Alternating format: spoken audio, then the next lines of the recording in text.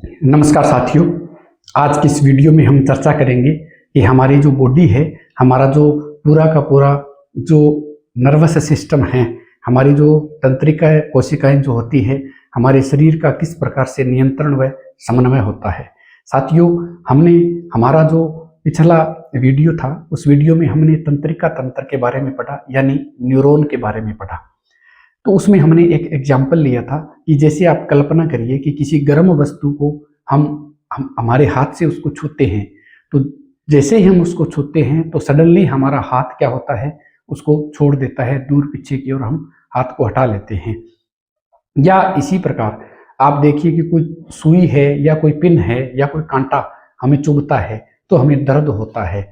इस दर्द का जो अनुभव होता है वो हमें किस प्रकार से होता है, ये जो सारी सूचनाएं, ये जो गतिविधि होती है हमारी बॉडी की, ये हमारे माइंड तक कैसे पहुंचती है और कैसे हमारा तंत्रिका तंत्र काम करता है। ये जो सूचनाएं जो होती है ये हमारे मस्तिष्क तक कैसे पहुंचती है, हमारे ब्रेन तक कैसे पहुंचती है, हमारी पूरी बॉडी का नियंत्रण कैसे होता है और समन्वय कैसे होता है। आज इसी पर हम डिस्कस करेंगे।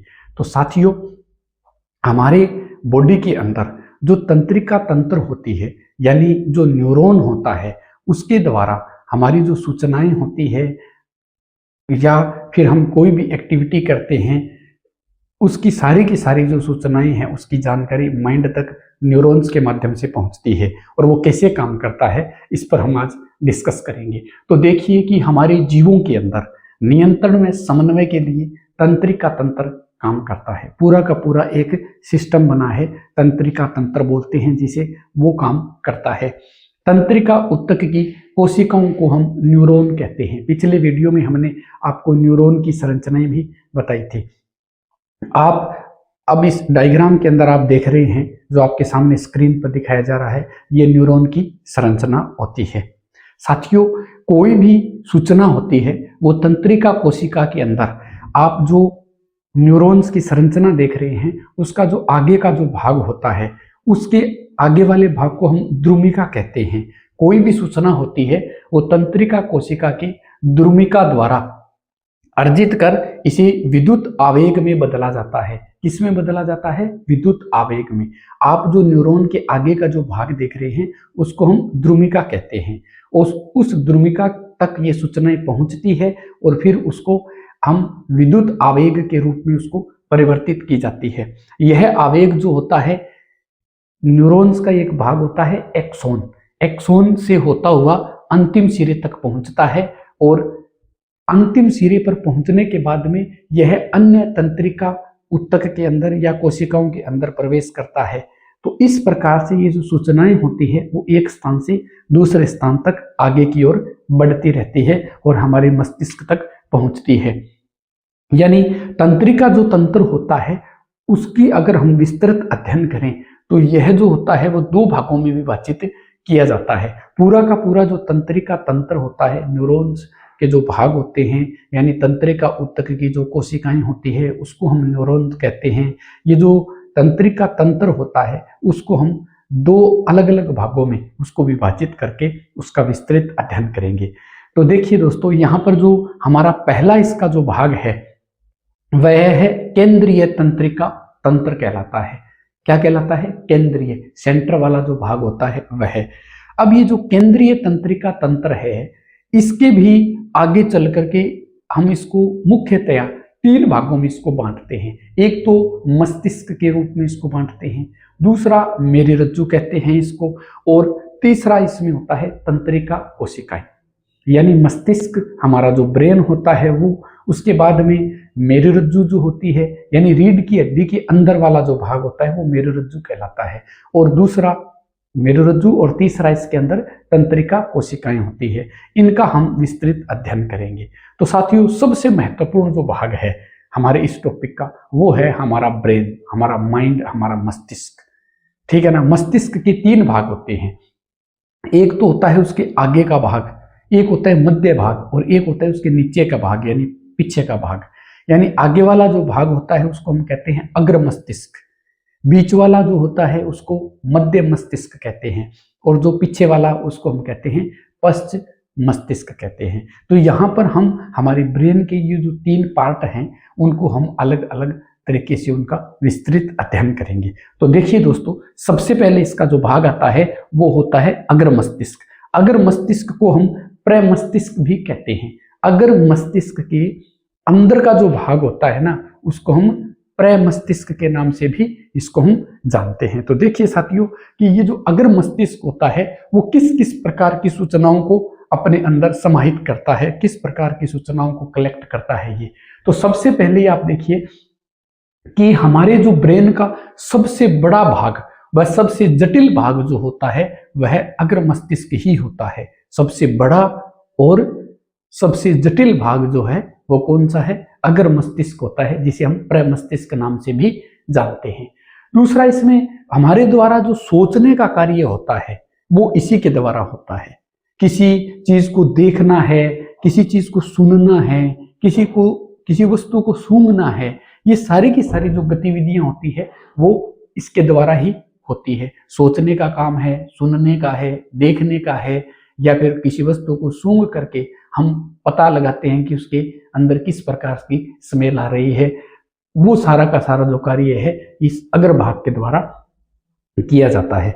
और हमारे जो बॉडी के अंदर जो हमारा कंकालीय भाग है, जो तंत्रिका तंत्र का जो हड्डियों का जो ढांचा है, जिसमें हम पेशीय गति करते हैं, तो पेशीय गति को कंट्रोल करने वाला भाग जो होता है वो यही होता है। अग्र भाग द्वारा हम हमारा चलना है, फिरना है, बैठना है, उठना है, इस प्रकार की सारी जो गतिविधि है जो पेशीय गति के अंतर्गत आती है वो इस अग्र मस्तिष्क के द्वारा नियंत्रित की जाती है।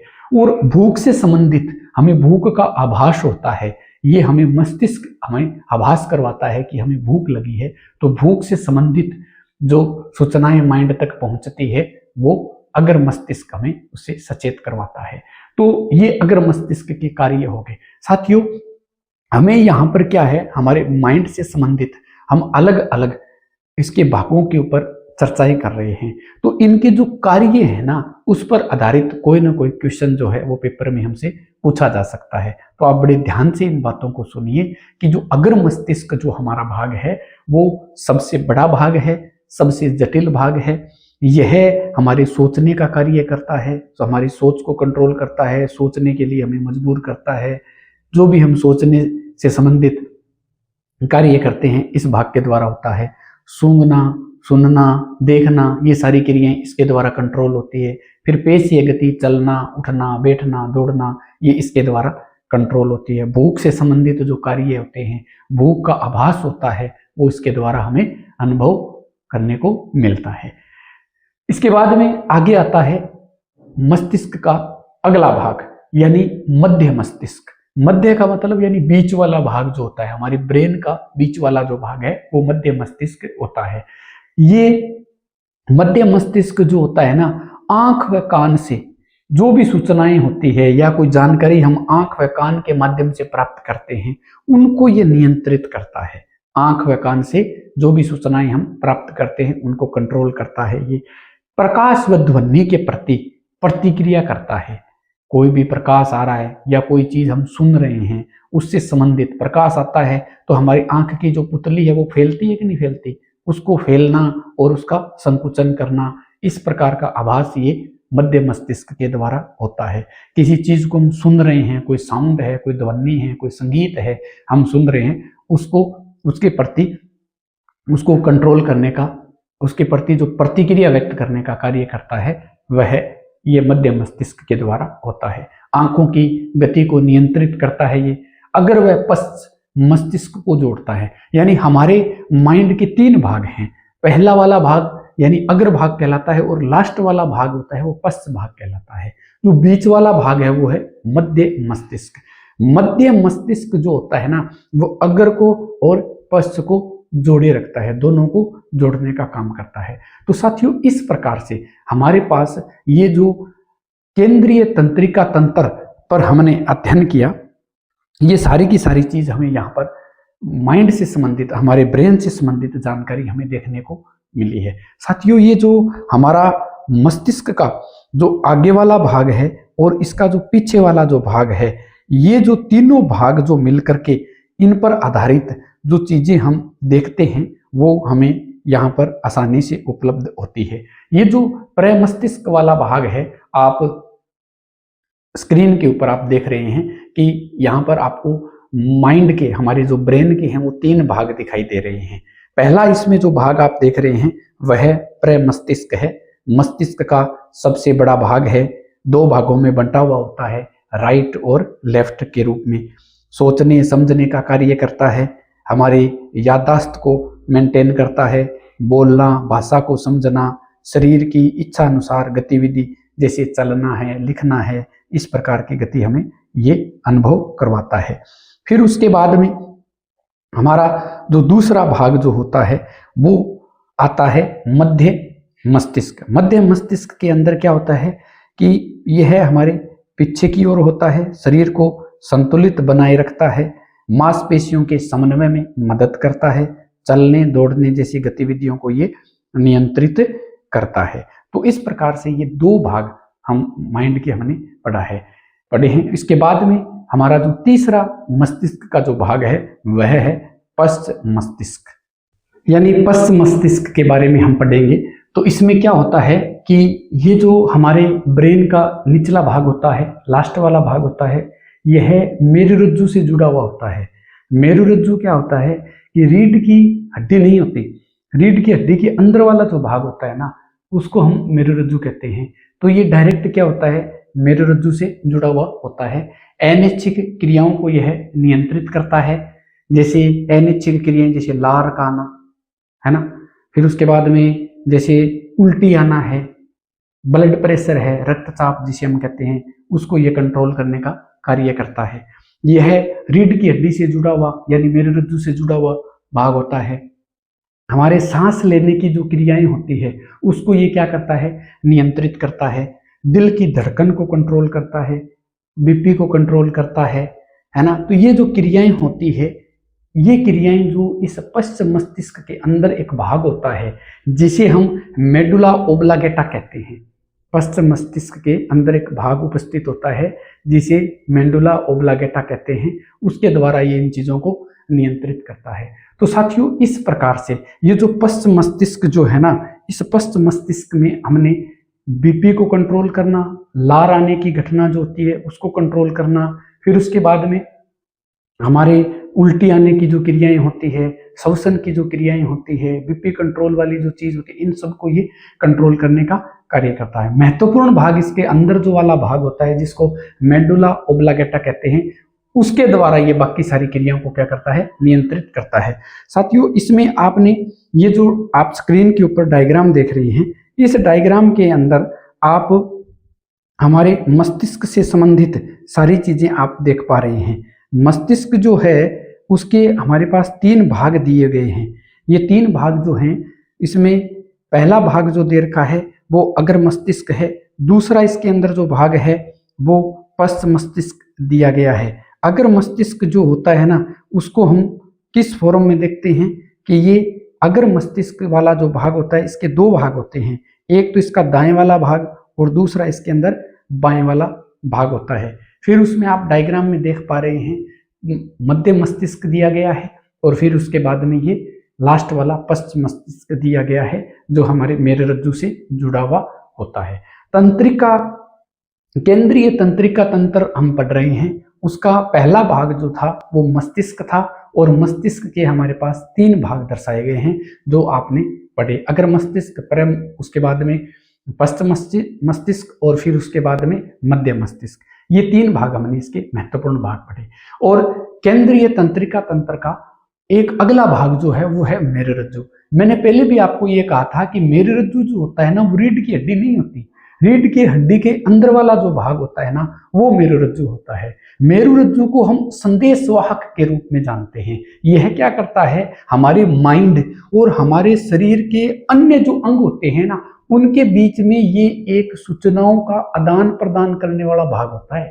ध्यान दीजिए आप, मेरुरज्जु क्या करता है, हमारा मस्तिष्क होता है वो और हमारे शरीर के जो बाकी अंग होते हैं ना, उनके बीच में एक कनेक्टिविटी बनाए रखता है। कोई भी सूचनाएं होती है वो सारी की सूचनाएं इनके माध्यम से आगे चलती है, यानी संदेशवाहक का ये कार्य करता है। हमारे मस्तिष्क व शरीर के बाकी अंगों के बीच संदेशों का आदान प्रदान करने वाला भाग है। यह प्रतिवर्ती क्रियाओं के माध्यम से क्रिया करता है, यानी यह बिना मस्तिष्क की सहायता से क्रिया के प्रति क्या करता है, प्रतिक्रिया करता है। आगे यह समन्वय का कार्य करता है। हमारे शरीर की विभिन्न मांसपेशियों और अंगों के बीच में कार्य जो होते हैं ना, उनके बीच में तालमेल बनाने का काम करता है। हमारे मस्तिष्क मांसपेशियां जो है उनके और अंगों के बीच में कार्य के बीच तालमेल बनाए रखता है। संवेदनाओं पर नियंत्रण करने वाला भाग भी होता है। जैसे कोई भी दर्द है, हमें दर्द हो गया, उसके प्रति हमारा रिएक्शन क्या है, इसके माध्यम से ही प्रकट होगा। ताप है, यानी गर्म वस्तु को हम छूते हैं तो रिएक्शन होती है, उसको ये संवेदना पर व्यक्त करता है। फिर उसके बाद में कोई हमें स्पर्श करता है, उसके प्रति भी हमें ये क्या करता है, हमें उसका आभास कराता है। तो इस प्रकार साथियों, ये हमारी जो केंद्रीय तंत्रिका तंत्र से संबंधित आज हमने ये हमारे बॉडी का जो नियंत्रण है और समन्वय है उस पर हमने अध्ययन किया। हमने पहला भाग इसके अंदर पढ़ा केंद्रीय तंत्रिका तंत्र, उसके अंदर पहला भाग जो पढ़ा हमने माइंड के बारे में, ब्रेन के बारे में पढ़ा, और ब्रेन के 3 भाग पढ़े और मेरुरज्जु के बारे में पढ़े। साथियों, आज के वीडियो में फिलहाल इतना ही। ये जो वीडियो है साथियों बहुत ही महत्वपूर्ण है। इससे संबंधित और जो भाग बचे हैं वो हम आगे वाली वीडियो में डिस्कस करेंगे। तब तक के लिए आपका दिन शुभ हो। धन्यवाद।